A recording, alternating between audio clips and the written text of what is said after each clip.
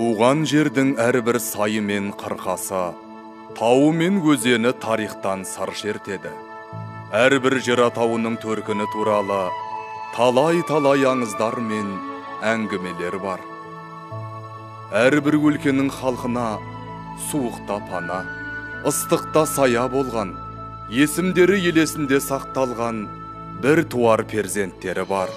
Осының бәрін жас ұрпақ біліп өсуі тиіс. Нұрсұлтан Назарбаев.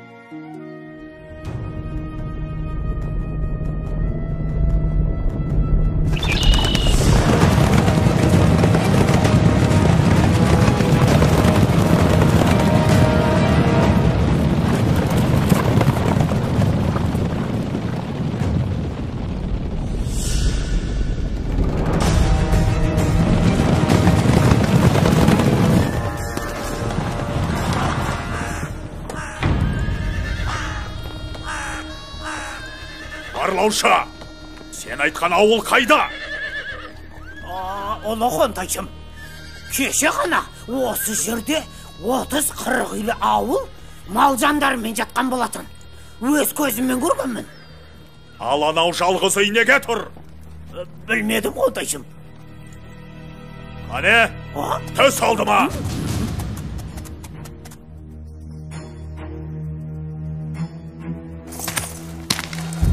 Ей шал, мал жан ел жұртың қайда?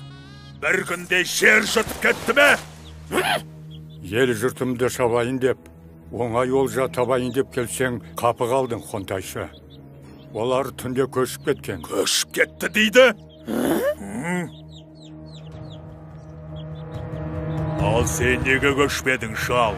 Әлде мені мүсірке баяйды деп отырмысың? Жоқ, сенен аяушылық күтпеймін. Әне, анау қарлығаштың ұясындағы сарауыз балапандарын көрдің бе? Балапандары қанаттанғанша үйімді бұзбайын деп шештім. Жау жағадан алды екен деп ұяны бұзып, балапандарды шырылдатқым келмеді. Обалын ойладым. Обал деймісің? Олай болса, қылышымды былғап обалыңа қалмайын. Жалғыз өзің жапан далада аштықтан ажал табасың. Көрейін сонда мына құстарыңның аузыңа су тамызғанан. Қарлығаш әулие. Кеттік. Қазақтың даласын қанға бояп, ұлдарын құл, қыздарын күң етпесем, Қонтайшы атым құрысын.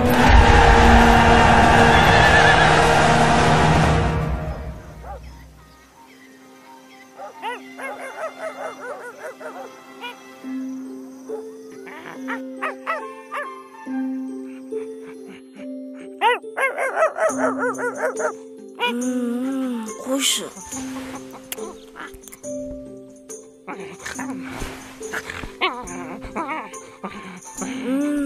Ұйқы көрмедің ғой, Ақтөс.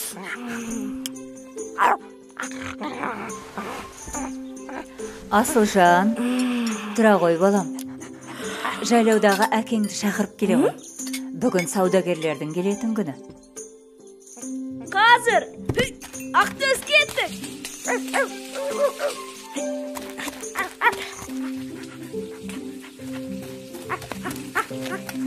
Асылжан, асықпай отырып жеп алмадың ба? Қане Ақтөс, кім жейрек?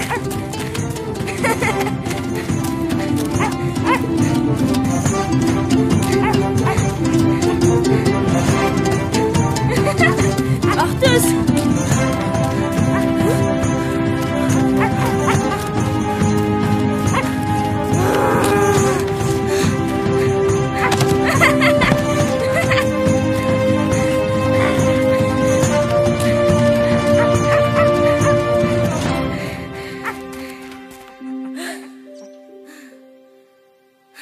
Ақтөс, жүр. Әке, сізді анам шақырып жатыр. Жарай. Асылжан, биыл тауда жабай қоян ерекше көп екен. Тағы атып алайын. Сен беткейдегі жылқыны көре қойшы. Сосын мен саған қоянның етін жақсылап отқа қақтап берейін. Жақсы, әке. Олай болса біз кеттік.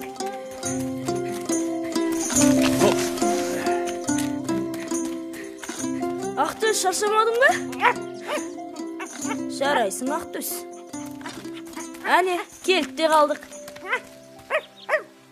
Міне біздің жылқылар.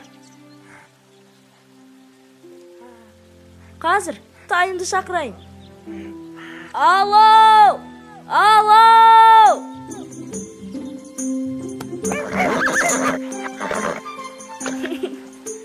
Алауым менің.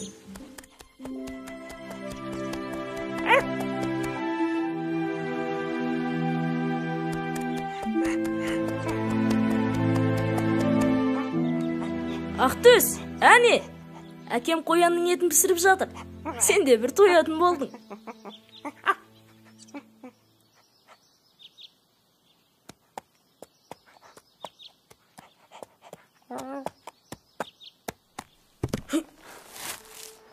Әкем ұйқысамайды ғой. Әлде барып көреміз бе? Жарай, жүр көрейік. Мүмкін жаланып отырған жолаушы шығар. Анау кімдағы? Не білдің? Алатаудың күнгейін түгел аралап шықтым. Қазақтар жайбырақат жатыр, қойсыне бастарғай жұмыртқалаған заман дейді. Бастарғай де.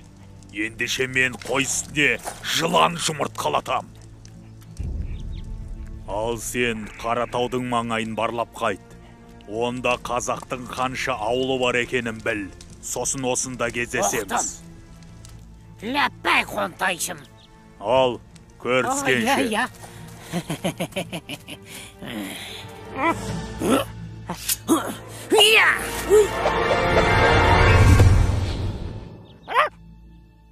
Кім болды екен, а? Адам бекен, сайтан бекен.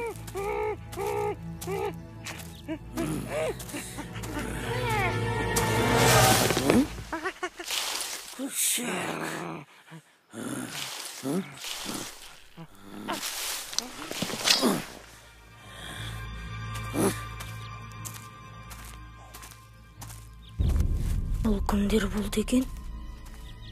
Бірақ түстері суық. Жүр, тез кетейік.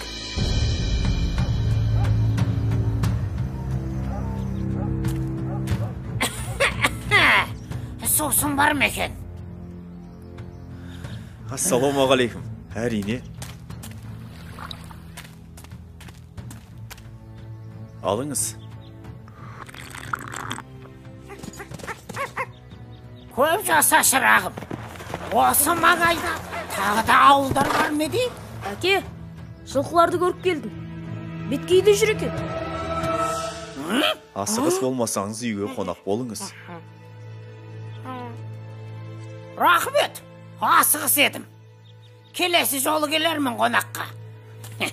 Жолыңыз болсын. Әке, мына адамды тоғай ішінен көрдім. Олар бізге қарсы жоспар құрып жатыр. Ойлары жаман. Қой балам, ол бір мүсәпір жолаушы ғой. Олай деуге болмай. Рас айтам, әке, ол бізге жау. Енді олай үлкенге ғайбат айтушы болма. Бізге сенбеді. Адамның кішісі болғанша, иттің күшігі болған дұрыс екен. Бұл жай қазақтың мақалы. Асылжан, сен жинал. Сарайғыр жайлауына барамыз. Ақан ағаң сүндет той беріп жатыр. Сондағы Төле би атадан бат аласың. Әке, Төле би деген кім? Төле би бүкіл қазақтың төбе биі. Аузы дуалы, абыройы асқақ адам. Ол кісінің батасын алсаң, жақсы. Әке, мен би емес, Қабанбай, Бөгенбай, Наурызбай секілді батыр болғым келеді. Баламысың деген, жарайды. Бірақ кім болсаң да, бірінші кезекте еліңе адал азамат болуың керек. Соны ұмытпа. Түсіндім, әке.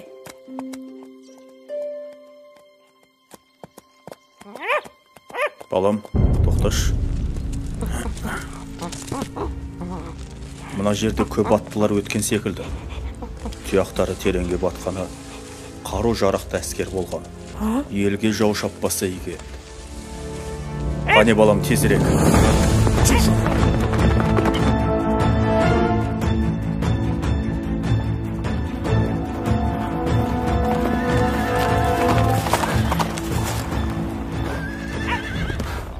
Ассалаумағалейкум. Армысыз, төбе би. Не болған сұрауға тілім бармай тұрғаны. Қарақтарым, жау жағадан алды деген осы. Бір жақсы мал жанаман, алдын ала ауылды көшіріп үлгердім. Енді тездетіп арқаға Қазбек биге, жайықта Әйтеке биге хабар жіберу керек. Ордабасыға құрылтай шақырып, 300-дің басын қосып бірікпесек, жауға тойтарыс беру қиын. Дұрыс айтасыз би аға. Бар қазақ жұдырықтай жұмылып, жауға соққы берер сәт келді. Рұқсат етсеңіз, хабар беруге қазір аттанайын. Мен Аханның інісі болам, есімім Ерболат. Ал мынау менің олым Асылжан. Бата беріңіз би аға. Олай болса, жортқанда жолың болсын балам. Асылжаның ел қорғар батыр болып өссін. Аумин. Аумин. Ал енді аттан балам. Жарайды. Әке, енді не істейміз? Балам, ал сен ауылға қайт. Жігіттер 5 қаруын сайлап дайын отырсын. Жолда абай бол. Өзіңе Алла жар болсын. Шу! Ша, балам, ша! Ақтөс, сен де қалма!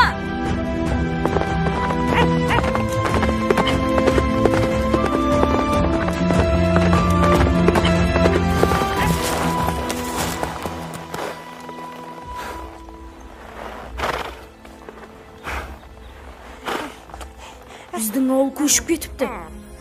Бірдеңнен сезген болар. Қайда кетті екен? Ал біз кіші болсақ та елімізді қорғауымыз керек. Өткендегі жерде жаулар кездесеміз деген. Сонда барайық. Ақтөс, шаршама.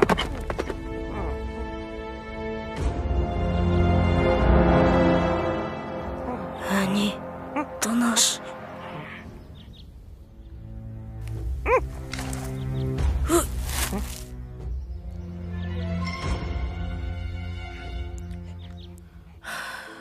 Байқамады. Жүр көрейік.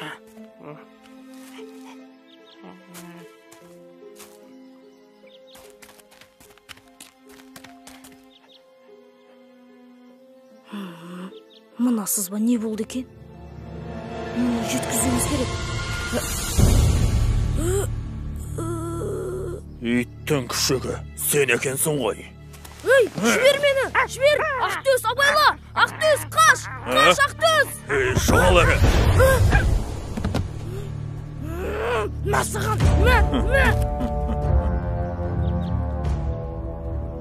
Жат енді осында жабысып. Кешке сені орда қалып кетем. Басы байлық құлым боласын. Ұқтың ба? Ей, боқмұрын.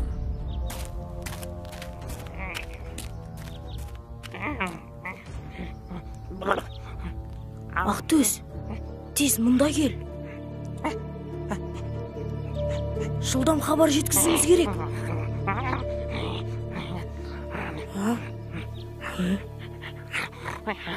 Жарайсың.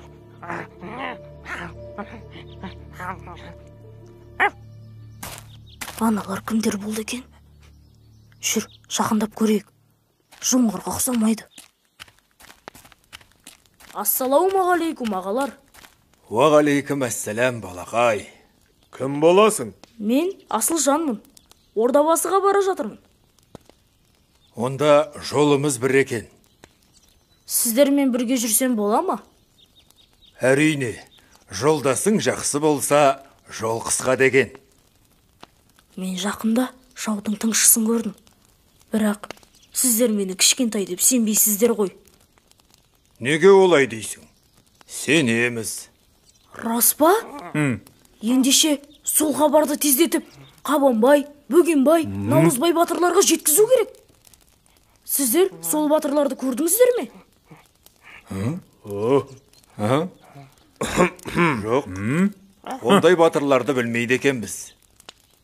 Қалайша? Олардың ерліктерін бүкіл ел айтып жүр ғой. Естімедік. Егер сен айтып берсең, тыңдар едік. Иә, жол қысқарсын.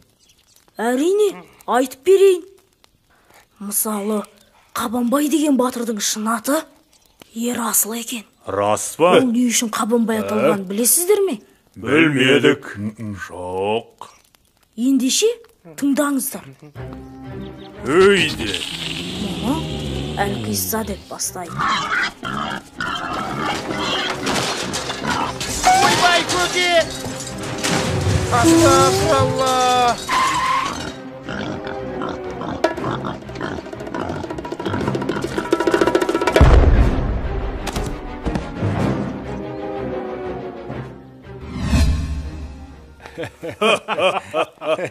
Қатырдау. Бәрекелді. Қабанбай осал болмады. Ал, Бөгенбайдың батырлығы қандай екен? Олай болса, тыңдаңыздар. Бөгенбай батыр өте үлкен екен. Қалай десем екен? Міне, мына тас сияқты. Мәссаған.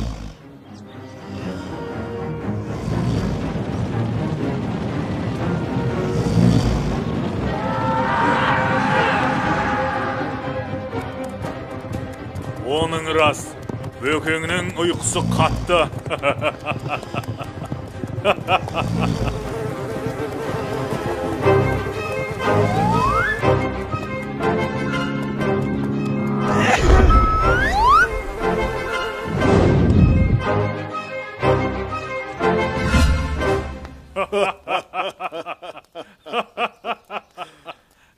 Иә, Бөгенбай нағыз батыр екен. Ал, енді Наурызбай батыр жайлы біліп жүрейік. Ол жайында не айтасың? Наурызбай батыр жөнінде айтсам, ол былай болған. Бір кезде елге жау шауыпты.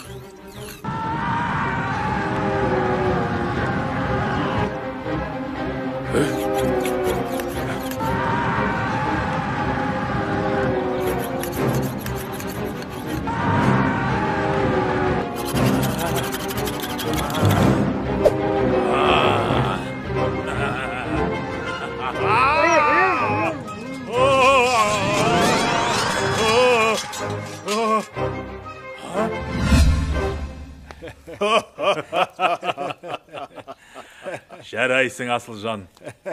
Жақсы әңгіме айттың. Біраз нәрседен хабардар болдық. Егер сол батырларды көрсеңіздер, менен сәлем айтыңыздаршы. Қам жеме, інім. Дұғай сәлем айтамыз. Ал, аттанайық. Рахмет. Ал, Ғанекей, рухымызды көтеретін бірлікке шақырар ән бастайық. Қане дабыл қағайық, жауға қарсы шабайық, қарсы келген дұшпанның басын жерге қадайық. Ақ білектің күшімен, ақ найзаның ұшымен, жерін қорғау жігіттің парызы деп түсінен.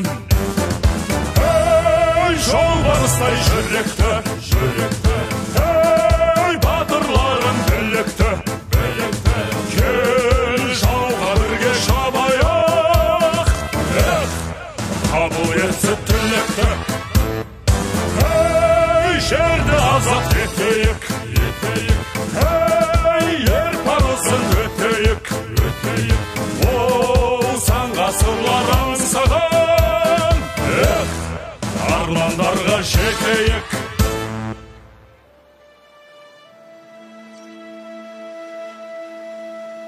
деген керемет. Мұнда не болып жатыр? Міне, Ордабасы төбесіне де жеттік. Төле бидің айтуымен осында бүкіл қазақ бас қосып, жауға тойтарыс берудің жайын ақылдаспақ. Мен айтқан батырлар осында шығар? Мүмкін осында болар. Иә. Жүріңдер. Шу. Кеттік.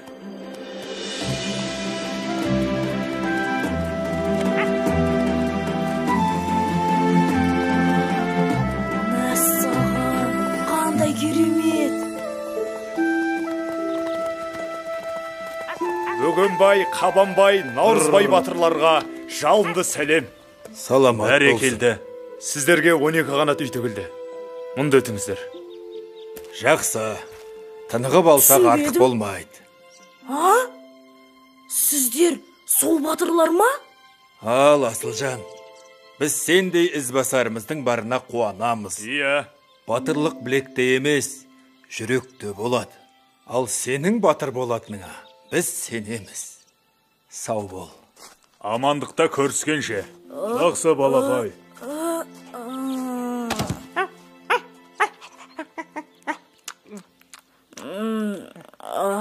Ақтөс, не болды?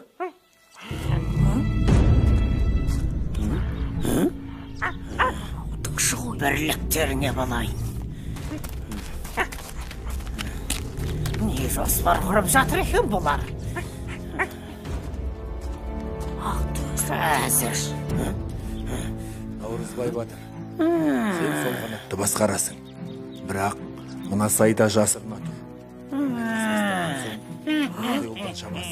Тез хабар берейік. Сен оң қанат Қайда барасың? Мұнда болмайды. Мен батыр ағаларға баруым керек. Шұғыл түрде. Болмайды. Мұнда кеңес өтіп жатыр. Батыр ағалар, бұл мен ғой. Асылжанмын. Сақ болыңыздар. Ой, мынау балақай ғой. Иә, Асылжан екен. Кел, кіре ғой. Анда, мен көрген тыңшы сіздерді тыңдап тұр. Ой, еттің баласы. Не дейді? Көрейік. Кен, Сон неме? Қазір әкесін танытайын.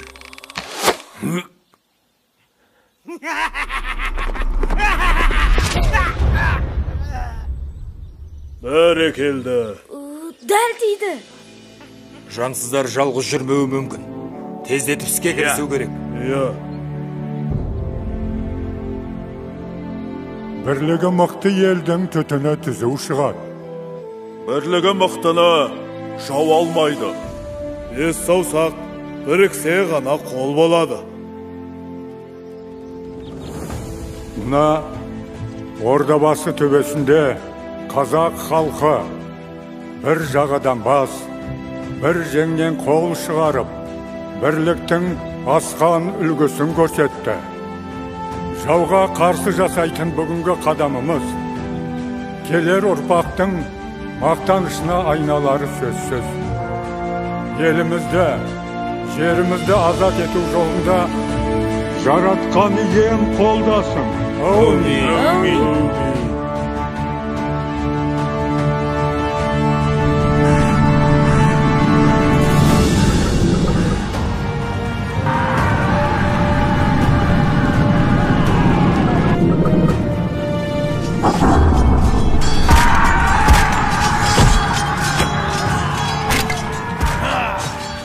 Осылайша қасиетті Ордабасы төбесінде бас қосқан қазақ елі жерін жаудан тазартып, бірліктің асқан үлгісін көрсетті. Бабаларымыз осындай байтақ жерімізді келер ұрпаққа мұра етіп қалдырды. Бұл сенің тарихың. Тарихыңмен мақтана біл, жас дос.